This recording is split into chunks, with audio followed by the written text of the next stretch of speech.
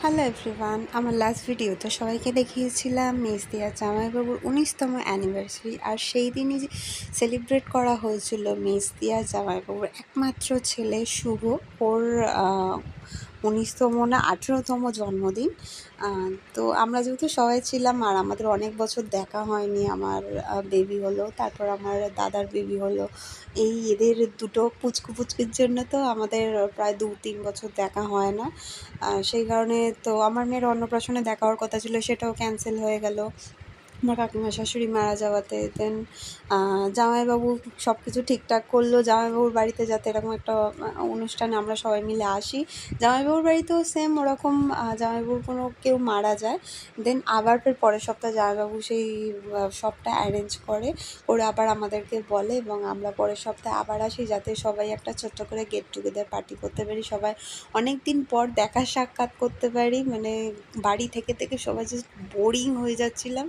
আর আমরা তো এমনি প্রত্যেক বছর একবার দুবার করে হলেও সবাই মিলে আমাদের এই গ্রুপটা, মানে এটা আমাদের বাড়ির সবাই, জামাই, আমাদের বাড়ি, আমরা 3 বোন, আমি, আমার দিদি, আমার বোন, আমার বর, আমার জামাইবাবু, দেন জেঠিমার 3 মেয়ে, 3 জামাই, তাদের সব ছেলেমেয়েরা, আর দাদা রয়েছে, মানে জেঠিমারই ছেলে, আর বৌদি রয়েছে। আমরা এই কজন মিলে সবাই মিলে খুব ঘুরতে যাই। প্রতি বছর দুবার হলেও তো আমরা বছরে ঘুরতে যাই। ওই কথাটা তুমি যে বাড়ির বড়দের সামনে গিয়ে বলো। মন্ডল মানে কি? মন্ডল তো তো তো আমরা মোটেও শিরুল কাজ নয় না। আর তোমরা কি সাহা? সাহাটা কি? সুরিটা কি? কিছু নেই, সুরিটার কিছু নেই। সৌভাগ্য ভালো গিয়েছে বলে বেঁচে গেছে। না, আমাদের হায়ার কাজ সব। তাহলে এবার 1000 টাকা ঢুকেছে।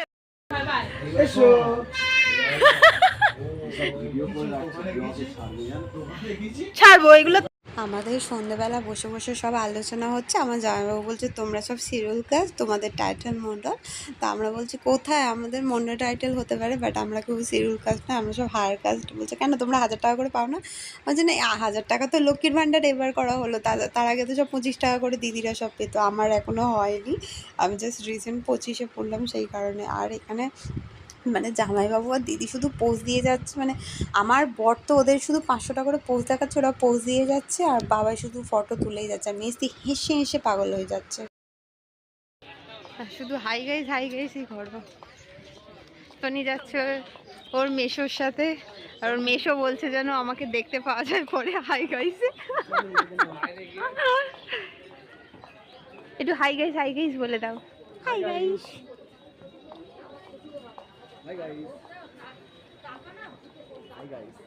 হ্যাঁ, ওই একটাই শুধু বলো, আর তো কোনো কথা নেই। Hi guys. ঠিক আছে, চলো বাই গাইস।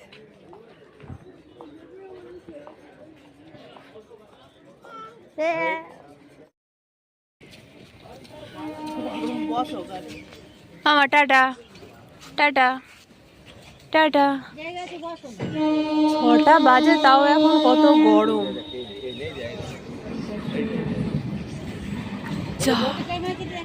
6টা বাজতে যায় তো, 6টা বাজতে যায় 52।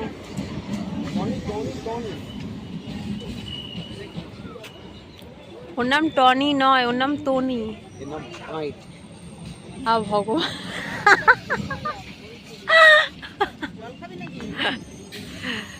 ধরো আমাকে এখানে যেতেই হবে শিয়ালদা। যাও চলে যাও। আমরা ঘর চলে যাচ্ছি, বাবু বাড়ি গিয়ে এসিটাকে খুব মিস করবে। ছুটি পড়লেই তুই ওকে নিয়ে চলে আসবি। হ্যাঁ, মিমির বাড়ি ছুটি পড়লেই চলে আসবে।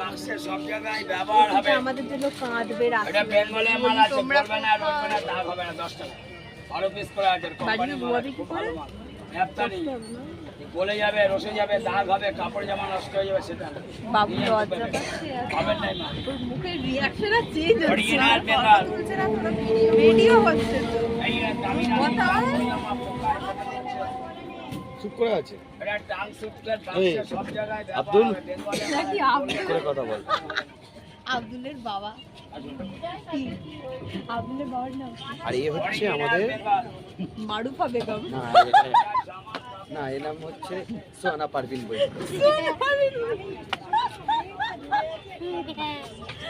এই নাম কিন্তু তোর ক্যামেরাটা বেশ ভালো। চকচক করছে দেখো। টনি হাই তুলছে। ও তো ঘুমায়নি, ও তো হাই তুলবে।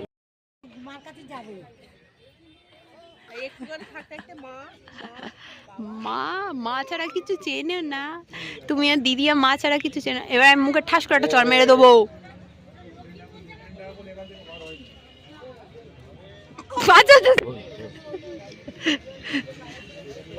এইটুকুনি মেয়েদের সব তেজের ঠেলায় অস্থির, যেমনি এ তেমনি ও।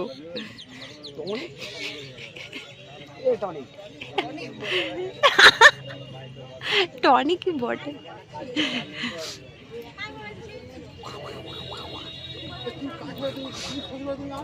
বদমাশি করার জায়গা পায় না।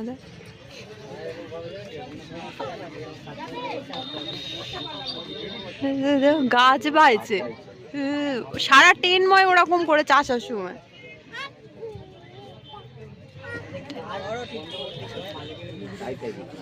তাই তাই করো, তাই তাই করো।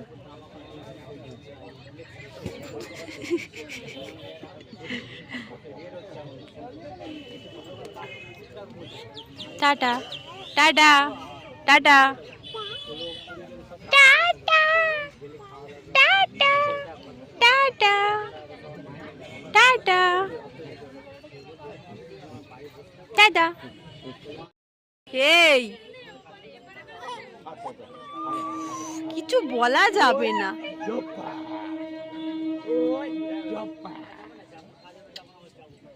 ট্রেন আসছে দেখ। ওদিক থেকে আবার ট্রেন আসছে, এদিকে ট্রেন কোথায় গেল? সব শিয়ালদা যাওয়ার ট্রেন যাচ্ছে। আমাদের এদিকে ট্রেন আসবে না, আসবে না। হচ্ছে আমেরিকান ট্রেনের দাদা বিরিয়ানি।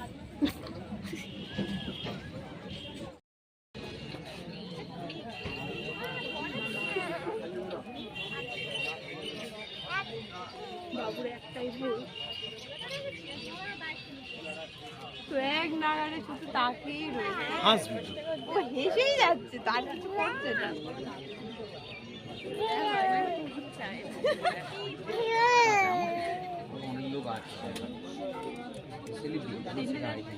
তিনটে চার জাস্ট বাড়ি ঢুকলাম। ট্রেন পুরো 40-45 মিনিট লেট। আমরা স্টেশনে প্রায় 40-45 মিনিট দাঁড়িয়ে রয়েছি। তারপরে বারুইপুরের মাতৃভূমি দিল, তারপর আমরা এলাম, মানে পুরো ফাঁকায় ফাঁকায় এলাম। ওরা তো মানে আমি নেমে গেলাম, ওদেরকে বলে আসলাম, ওরা তো চরণে নামবে। মানে আর এনার্জি নেই, পিঠে ব্যাগ নিয়ে মেয়েটাকে নিয়ে হেঁটে হেঁটে এতটা রাস্তা, মানে কী কষ্ট হয়। তার মধ্যে মেয়েটার ঘুম হয়নি, অচেনা জায়গাও তো ঘুমাতে চায় না, মানে প্রচণ্ড পরিমাণে কষ্ট হয়েছে। তো ব্লগটা এখানেই শেষ করলাম, আর বেশি বড় করলাম না। দেখাবে পরবর্তী কোনো ব্লগে। Tata bye bye.